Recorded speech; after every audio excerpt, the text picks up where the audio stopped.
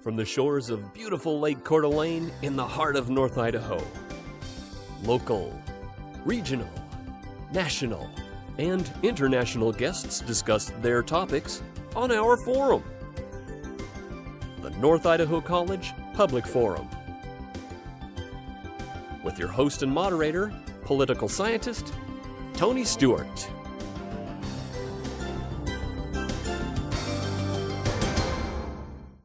I'm most pleased to welcome you to the 10th program in our series titled Journey Through Time, What Happened in the Western World in the Second Millennium.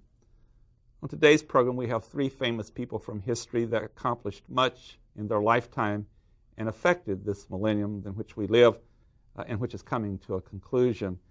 I'm very pleased to welcome to the program these three famous people portrayed by individuals who will be in character throughout our program, and they are visiting in this journey through time in 1999 with us on the North Idaho College Public Forum. I first of all welcome to the program Orville Wright, who all of you know was a very famous American pioneer in the field of aviation. Mr. Wright, welcome to the program. Thank you. Thank you for traveling through time to be with us and talk about how you've affected life in such a remarkable way as far as travel is concerned. And next to him as our second famous guest is Thomas Edison, who was a very, very well-known inventor. And Mr. Edison, because of you, life has been also very different for us, and we'll be talking about some of the things that you contributed in such a significant way. Welcome to 1999. Thank you. And our third guest is Johann Sebastian Bach, who was a great German organist and composer, and of course music has always been different and greatly enriched by your life. And welcome to 1999 in our program. Thank you. I want to also say before introducing the panel to question these famous people in history that we're very grateful to the Idaho Humanities Council, the Associated Students of North Idaho College, and the North Idaho College Foundation. Over the past 4 years, they've been funding this series on Journey Through Time, and it's been very, very essential to have those funds to be able to have this very enjoyable conversation that we're having again this year on this program. And with that, I introduce Janelle Burke, who is an attorney in the state of Idaho, and next to her is Steve Schink, who is the Vice President for College Relations and Development at North Idaho College. And Janelle, I would welcome you to start our questioning of our famous guest. Well, going in order of time, let's start with you, Mr. Bach. You were, of course, a very prolific composer, and in our time, many people study and play your compositions. But not only were you a very prolific composer, but you were also very important to the development of music.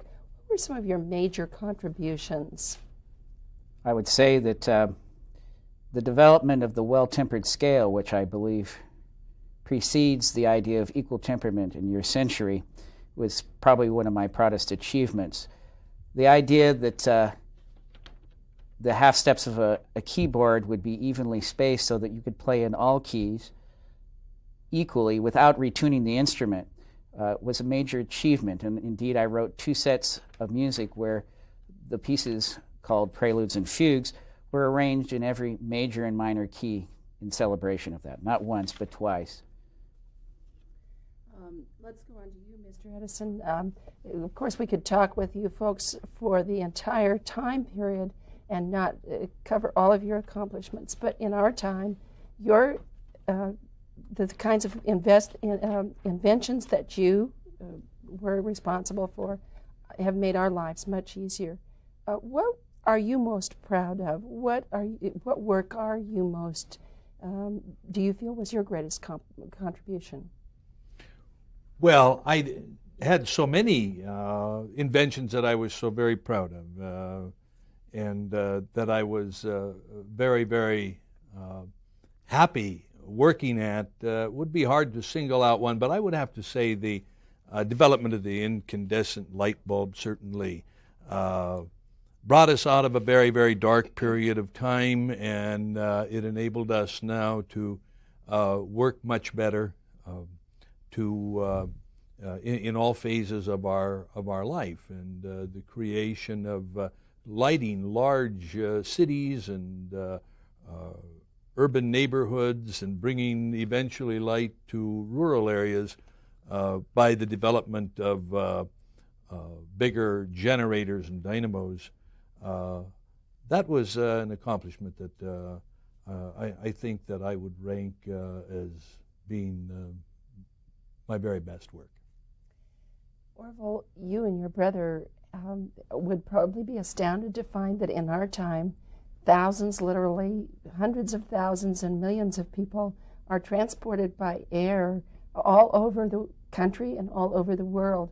When you started out, what was your intention? Was it simply just to fly? In a word, yes, actually. We grew up with this great desire. If the birds of the sky can fly, then why can't I? That was kind of our motto that we had. And we never really imagined that it would have such a tremendous impact on the society that was developing in America, which indeed you see with the transcontinental flights of the Concorde, with the space shuttle, such a remarkable influence. And our goals were just to fly. We didn't really know we were changing society that intensely.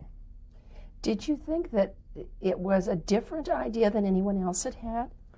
Why didn't someone else think of it first? It seems so obvious.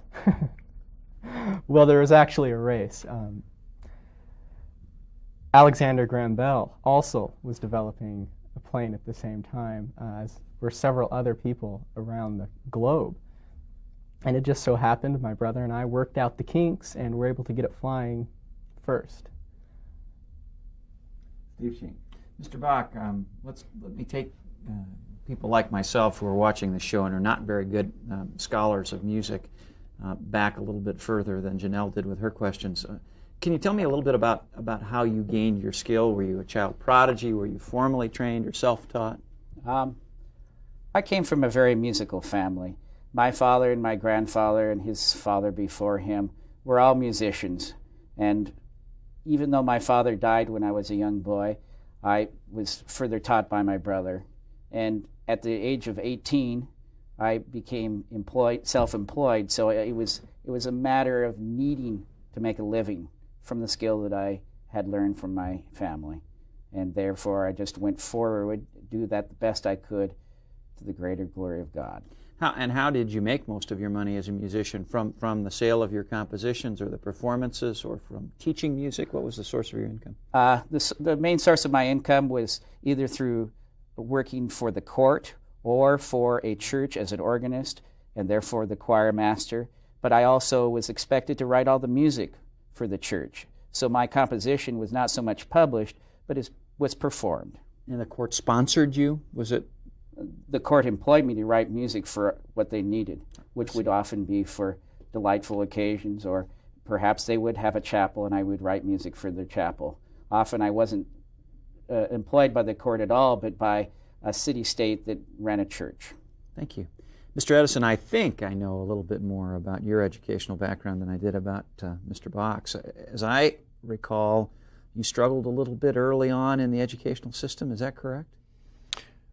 When I first started school, the teachers that I had said that I was uneducable, and my mother came to the school and wasn't able to convince them, and so she removed me from the school, and she became my teacher. Probably one of the most important people in my life, certainly the best teacher that I've ever had in my life, and she taught me the beauty of learning and the beauty of literature. She created an insatiable curiosity for me, and I read everything I could get my hands on. I read Newton's Principia Mathematica. Couldn't understand it, but and I suppose that would alienate me from mathematics and the philosophy of mathematics, and I would experiment in different ways that would still be mathematical in principle. I see. Your mother's teachings and self-study, was there ever a return to formal education, or did those two things really form the foundation of what you learned? That formed the foundation. From there on, it was a matter of observation, reading and observing everything from the earliest time I went to work, and reading everything, and I developed great curiosity in chemical experiments and in mechanical experiments, and then when I became a telegrapher, when I learned that particular skill, there was a great field here to observe all manner of mechanical and electrical things that we're developing. Thank you. And Mr. Wright, you probably noticed an educational theme. I think I'll continue with it. Again, I know just a bit about your early history. I think you and your brother had a bicycle shop, so you were involved in mechanical things and building. What was the basis for your knowledge? Formal education or trade teaching? What? My formal education wasn't that extensive. I think basically I learned it from hands-on, and it was spawned from a curiosity. My father originally bought me a toy helicopter, and that was what spawned my curiosity with my brother. And we just kept working hands-on with different things, experimenting in how we could get things to fly, making model airplanes. And I think that's really what gave me knowledge, was just a practical experience. And was your bicycle shop commercially successful? Did it give you the leisure to along with your brother, to experiment on this flight goal of yours? It wasn't a tremendous success, but it did allow us, we did have some spare time to work and make our flights, and so it did allow us to have a little bit of spare time. I see. I've got to ask this question, if Tony will allow me. It almost seems like you were working yourself out of a job in the bicycle business as you found new applications for the internal combustion engine. Were you obsoleting the bicycle that was the source of your income? Oh, yes. But the problem was, once we had developed the airplane, we really weren't able to be successful at marketing and promoting it to the extent where we would make a lot of the profit. We had a dream kind of to just sit back, let the profits roll in, and pursue more scholarly pursuits, but unfortunately it never did materialize. I see. Thank you. I just can't resist this. Steve Sheeks been on the program about 12 or 13 years, and Janelle about 25. We were great friends, and we had this dialogue. But I would counter my good friend Steve Sheeks' comment by saying that actually, as we've developed the jets and the flight and so forth, we just take our bicycle apart and we take it on the plane and we go on a great vacation, and when we ride that bicycle, I think they're accompanying one another and complementing one another in that process. Touche. The bicycle certainly hasn't totally disappeared. No, all those great contests that you can go run in Europe and so forth. That was just a fun moment, Mr. Wright, that our humor in 1999, but it truly is remarkable what's happened to both. Mr. Wright, I'm going to start with you, and I know you and your brother both were putting this together, and I come from North Carolina, and thank you for having your flight in North Carolina. One of our famous advertisements in North Carolina is that the Wright Brothers flew there first. Give us the story about you and your brother. You both flew within that period of time, and which one went up first, and how long did you stay there, and then the other brother had a longer period of time? Well, it's actually an interesting story. Once we had developed the plane and were ready to fly it, we were kind of bickering over who would get to fly first. And so we thought a good way to settle that would be with a coin toss. And unfortunately, my brother Wilbur won the coin toss. Fly first. To fly first, that's right. And as he was taking off, before he actually took off, he ended up stalling and crashed, and so we had to take the plane into the shop and repair it. And then on the How long did he stay up? He didn't stay up. He was crashed never up before. in the air. He never got off? Never got off. Well, he started off and crashed. That's correct. Wasn't enough time to count. Not at all. So then 3 days later, it was my turn to fly, and it was a successful flight. It lasted 12 seconds and went 120 feet. Oh, how significant. Thank you, Mr. Wright. And then did he fly again then, or one of you? Yeah, he flew later that afternoon. And how long did he stay up? Oh, I think he had the longest flight of the day of around 29 seconds, I believe it was. But in all seriousness, that was very important because it was the first step in the process. One second follow-up question. How did you and your brother figure out I know other people were trying this, but people had never flown, and you're very bright and creative, do that. How did you figure out how to construct an instrument that could fly? Well, there are a lot of obstacles to overcome. We basically borrowed off of the principles of the gliders that were prominent at the day. We used our internal combustion engine and applied it. But the main problem was that you didn't have any way to control the flight. So we developed a system of levers where you control the ailerons in the wings, and that would allow the plane to bank to the left or to the right, and you can control it that way. So I think that was the significant achievement that we made to actually allow controlled flight. That was so crucial to that breakthrough. Definitely. Mr. Edison, you're a very modest man. You'll have to speak up a little bit louder because I You've been gone a long hearing time. impairment. Mr. Edison, on an appearance you did at North Idaho College in this journey through time, you were asked a question about your tremendous number of inventions, how creative it was, and you attempted to be modest, and I don't want to let you by with that on this program. When you were asked that question, you indicated that you really didn't invent anything, that it was there, and you simply put it together. But I do believe that there is a creativity that you have that others could have seen that they didn't see. So please don't be so modest to tell us. Steve did a wonderful job talking about your education and how it came about, but can you share with us how did you really figure some of those things out? And I would really urge you not to be so modest, because sure, it was a possibility of discovering something, but others did not do so. Was it the mathematics background? Was it your curiosity? Was it a combination of things? It was probably a combination of things, but mostly it was just a lot of good, hard work. And the electricity was always there.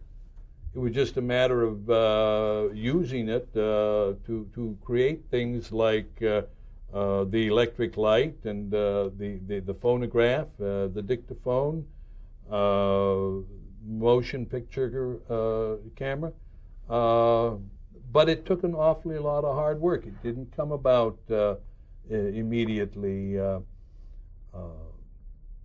I think it took 3,000 different experiments simply by my own count, trying to find the proper wires to conduct the electricity to the incandescent bulb, and then to find a filament even that would work within the bulb. We tried everything from all kinds of wood and metal and corn stalks and cocoa nut fibers, and until Charles Batchelor found that, carbonized that little piece of cotton thread that we made into a horseshoe-shaped filament and inserted it in the bulb.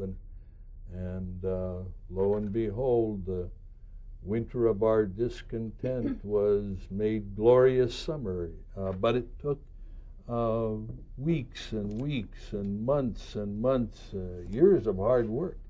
But with your great, I would call it brilliant intelligence, and you combined that with something that some people are not willing to do, persistence. You just would not give up, would you? That's right. I would, if I reached some kind of a blocking point, an obstacle, and I didn't have an answer for it, I couldn't find a solution, I'd go on to something else. I'd go to work on something else, maybe the phonograph, if I was working on the electric light, and then all of a sudden, sometimes it would come, the answer would come to me, and I could go back to what I was originally working on. But it was a belief that we could make it work. We had to make it work. You just had to make the darn thing work, and you just kept at it. And I had a staff, crew of men, good men, dedicated men who came to work for me, who had that same feeling, that same belief that we could make it work. Y'all three, your testimony to young people today that you have to give time and commitment. Mr. Bach, my final question before going back to the panel is to you, and again, the brilliance of your work and the enjoyment we have today as great musicians today. Take your work and share it with us. And you've indicated in talks that I've heard you make before while you've been visiting here that you did your work for God, and that was at the center of your commitment and dedication. Share with us a little bit more what that means, and secondly, in your time, were there people that did not like your work, or did they try to, through maybe lack of recognition, what you're doing, attempt to deter you? Was this focus or vision you had to please God was what was able to keep you on track? Well, my belief was that everything that I had came from God, and everything that I would create would go back to God, because indeed it was His to begin with. That would not only include the church music, but indeed for the church I developed an entire year cycle of, actually entire 5-year cycle of music for the Lutheran Church. And there was one year in which I produced at least one cantata every week for the church. A lot of people in the church did not appreciate what I did for them, but I gave my total and complete effort to the most perfect composition that I could create. And that was because it was for the greater glory of God. And because of that commitment and being requested to do so much, can you just briefly share with us the volume of music that you composed? Well, like I said, I composed nearly 300 cantatas for the Lutheran Church. I also composed several concertos, including a set of concertos you know as the Brandenburg Concerti. Of course, every piece of music you must know was composed as need came. Right. For instance, I composed several, a huge amount of music for my students and for my family too. I actually composed quite a bit of music in all forms at the time. The only form of the time that was very popular in the Baroque period, as you call it today, was the opera. I never composed an opera, but I composed such things as the St. Matthew's Passion, which was a 4-hour work. So I would say a great deal. Tremendous amount of time. I'm going to ask our two panelists, each do what we did before, each one ask one question to one panel member. That'll take a little time, and then we'll go out of character. Janelle. My question is for Mr. Bach. Things were quite different in your day. As a musician in 1999, I consider you to be a pivotal person in the field of music. Can you tell us how some of the things were different? For example, what were some of the different instruments? You didn't have pianos in your day. No. Indeed, my sons played the early piano, which I chose not to play myself. But the main keyboard of our time was the harpsichord for the court performances of music, and the organ, of course, for the church. We didn't have electricity, of course, so the organ was run manually through a series of bellows by young boys. Also, the instruments like the violin that you have today were very much the same then, except the bows were a slightly different shape, more like a bow instead of, they look a little different today. And also, we had instruments that we called viola da gambas, instruments that they're somewhat like cellos and violins, but would have frets and have many more strings than they would. I want to clarify one thing, and that is when we're talking about the court, we're not talking about the judicial court. We're talking about the court of kings and queens and princes and dukes. Princesses. Okay. Thank you, Steve Sheen. Mr. Wright, we know you weren't a commercial success in the aviation business. Did you continue to keep flying, or as Tony has pointed out, since you didn't drive yourself out of the bicycle business, did that remain your business for the rest of your life? Well, I pursued other interests. It was always, I always followed it. I was actually kind of a little upset with how it was applied in World War I. And so it was an interest of mine, but I ended up pursuing other things. We did a little bicycle repair. I pursued a lot of other things in the rest of my life, just kind of finished out. Oh, this has been wonderful, and it's so great to have you here. Ladies and gentlemen, I'm going to ask, we've got a character, and first of all, Dan Scheckler, who's a student at North College, has been portraying in this series Orville Wright. And Orville Wright lived from 1871 to 1948. I'll get that in there. Dan, you've done a wonderful job. You're also a member of the Associated Student Governing Board. And would you just take just about 30 seconds to tell us, I always ask this question every year of our performers, what this meant to you personally? How's it affected you to play a role of someone so well known? Well, it's a good experience. I've really enjoyed just getting to really get involved with this person, to really understand what their motives were and what his passion was in his life. And I kind of can see where my grandfather wanted to instill that same passion in me and my brother. And it was interesting to find out how it was similar and could also be applied in my own life. Give you some strength to do certain things yourself. Kind of made me want to continue my passions.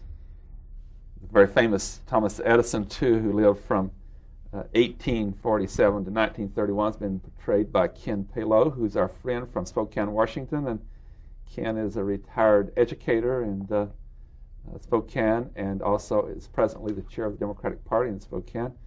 Ken, thank you for portraying this individual. And what has it meant to you to do this? Well, I've certainly had a very enjoyable experience, and I would look forward to doing this again. And I certainly didn't really know that much about Thomas Edison except in the most general terms, but I gained a great deal of appreciation for his contribution to industrial research. He had developed the first industrial research laboratories, and his willingness to allow so much freedom in the workplace that maybe that's something that we lack today. That here was Thomas Edison, this great inventor who worked right alongside of the men in his shop and in his laboratory every single day. So you've learned things you're going to take with you through your life at this point.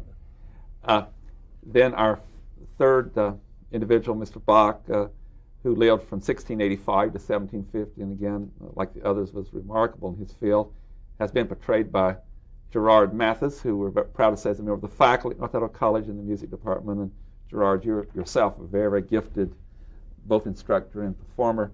And I would ask you the same question. How has this affected you? I think that what I found most interesting about studying Bach is that I found out a lot more about the end of his life. It was kind of a shadowy period.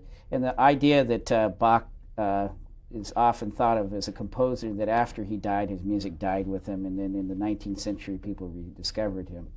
I found out more detail that wasn't exactly true.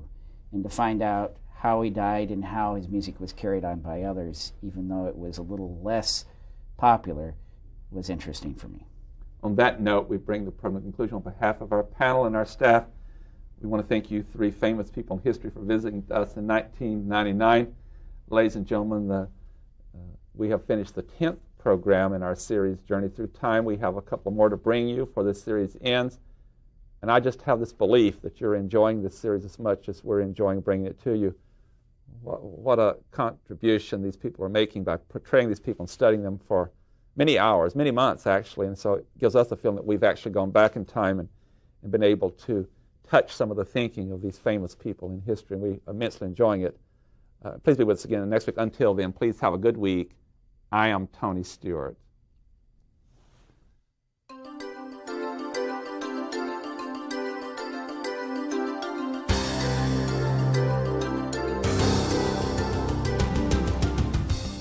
North Idaho College Public Forum is the longest-running public television show of its type in North America and is seen in 7 states and 2 Canadian provinces. Each episode is pre-recorded live and is an educational community outreach from North Idaho College. Please join us again at this same time next week for another new edition of North Idaho College Public Forum on this public television station.